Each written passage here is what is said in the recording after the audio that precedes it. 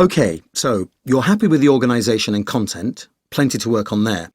Now, I believe you had some questions about the actual delivery of the presentation. Yes. Well, it's more the technical side of things, really. I'm not very confident with the equipment, and I've never given a presentation before, so I'm really nervous. Well, I think the best way to overcome your nerves is by preparing really thoroughly. Make sure you know the subject matter inside out, and that any visual aids and equipment are ready. Yes, I wanted to ask about that. I'm getting a friend to help me put together the slides. Have you any advice about that? The one thing I would say is don't put too much information on your slides, just the main points and any relevant visuals. You want your slides to support what you're saying, and I would also keep the slides themselves very simple, no fancy colours or animation that will distract the audience from what you're saying. No sound effects, then? No, definitely not. And what you need to do is practice. You'll feel far more confident if you've run through it a few times with a friend. My friend is going to listen to me run through it. On the actual day of the presentation, there are a few important things to remember. First, think about where you stand. It's vital that you position yourself centrally and make eye contact with your whole audience. Don't forget the people sitting at the sides.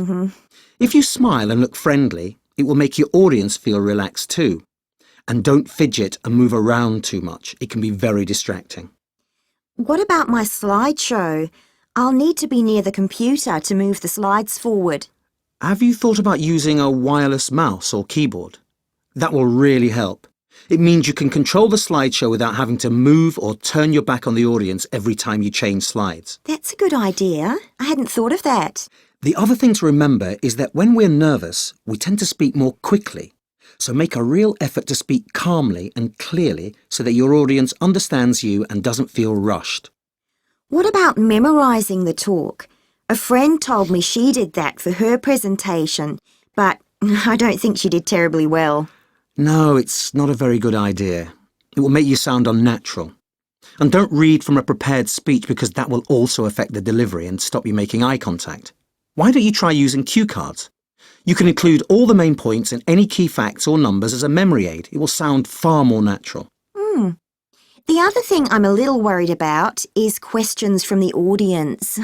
Should I answer them immediately or wait till the end? The best thing to do is tell the audience in the introduction that you will answer their questions at the end of the presentation. That way you won't get any distracting interruptions. If you're not sure about the answer, ask the questioner to repeat the question. That will give you thinking time.